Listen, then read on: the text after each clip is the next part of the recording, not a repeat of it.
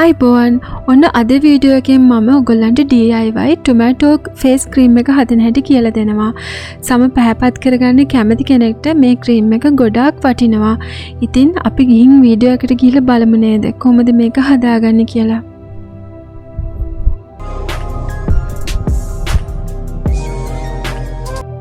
මුලින්ම හරිම නැවුම් තක්කාලි ගෙඩි කිහිපයක් ගන්න ඕනේ. ගොඩක් ලොකු තක්කාලි තෝරගන්න එපා. මම මෙතනදී චෙරි ටොමැටෝස් තමයි තෝරගෙන තියෙන්නේ. අර චූටි ගෙඩි තියෙන එක. ඒක ගොඩක් හොඳයි මේ අපි කරන වැඩේට. ඉතින් මම තක්කාලි ගෙඩි දෙකක ප්‍රමාණයක් වගේ තමයි අද ක්‍රීම් එක හදන්න යොදාගන්නේ. ඉතින් ඒක හැබැයි හොඳට ලුණු වතුරෙන් හොදලා ඊට පස්සේ දෙපාරක් විතර හොඳ වතුරෙන් හොදලා තමයි අපි ගන්න ඕනේ. ඊට පස්සේ මේ විදිහට මම නම් පොඩි වංගෙඩියක දාලා කොටා ගන්නවා. බ්ලෙන්ඩ් කරාට ප්‍රශ්නයක් නැහැ. නමුත් අතේ මේ විදිහට කොටා ගන්න ඕන නම් තමයි හොඳ. එහෙම නැත්නම් අම්බරලා ගන්න උනත් පුළුවන්. ඉතින් මෙන්න මේ විදිහට ටොමැටෝ පේස්ට් එක අපිට අවශ්‍යයි.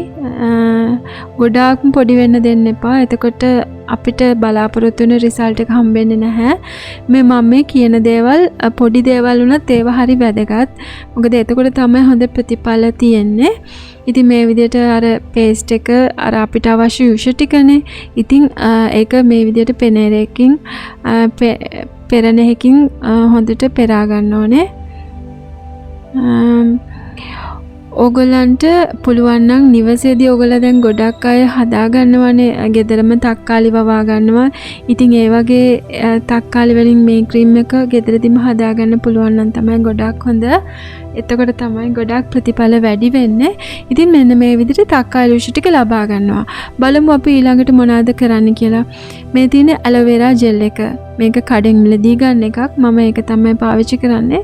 ඕගලන්ට ඕන ස්වභාවික ඇලෝවෙරා ජෙල් එක අර පනාවකින් වගේ අරගෙන හූරලා අරගෙන වගේ ගන්නත් පුළුවන්. ඉතින් ඊට පස්සේ අපි අර කලින් සාදාගත්ත යුෂ ටික තක්කාලි මේ විදිහට ටික ටික දාලා හොඳට කලවම් කරගන්නවා. එකපාර ඔක්කොම දාන්න එපා. එතකොට ඔයගොල්ලන්ට කොයි විදිහටවත් කලවම් වෙන්නේ නැහැ. ලස්සන ක්‍රීම් එකක් වගේ එන්නේ නැහැ. හරිම ඉවසීමෙන් ටික ටික දාලා මේ විදිහට හොඳට කලවම් කරගන්න. මේ පේනවනේ ටික ටික දානකොට ඔයගොල්ලන්ට පේනවා ක්‍රීම් එකක් හැදෙනවා. ඔයගොල්ලන්ගේ කැමැත්ත මත මේක ටිකක් ඝනව හෝ දියාරු ගතියට ගන්න පුළුවන්. ඒක වාගේ කැමැත්ත.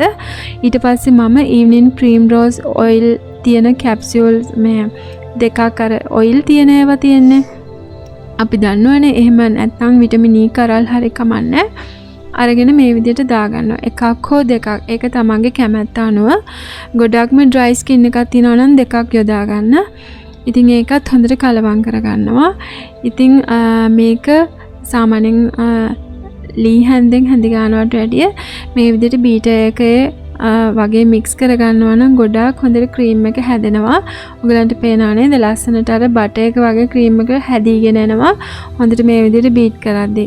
හරිම ලස්සනයි ක්‍රීම් එකත්. අනිත් එක ඒක හරිම හොඳ පෙනුමකුත් තියෙනවා. ඉතින් ඔන්න දැන් අපි ක්‍රීම් එක හදලා ඉවරයි. හරිම ලේසි නේද? ගෙදරදීම ඔයාලට ලස්සන වෙන්න පුළුවන් මේ වගේ හරිම සුළු සත්කාර වලින්. මේක දවසට දෙපාරක් විතර පාවිච්චි කරන්න පුළුවන්. පිග්මන්ටේෂන් තත්ත්වයන් ගොඩාක් මග ඇරෙනවා මේකට. ඔයාලට මේ ඉස්සරහට පේන මේ පින්තූරේ පේනවා පිග්මන්ටේෂන් ගොඩක් අයට තියෙනවා. විශේෂයෙන් අවුරුදු 40 වගේ පැනනහම සමහර අයට ඒ තත්ත්වයන් එනවා. ඒ වගේම ඒක නැති කරගන්න පුළුවන්. ඒ වගේම ගොඩක් අය කැමති යුවතියන් කැමති ග්ලාස් ස්කින් එකකට. ඉතින් මේ ග්ලාස් ස්කින් එකක් ඔයාලට ලබා ගන්න ඕන නම් ඒක මේ ක්‍රීම් එක ඉවහල් වෙනවා.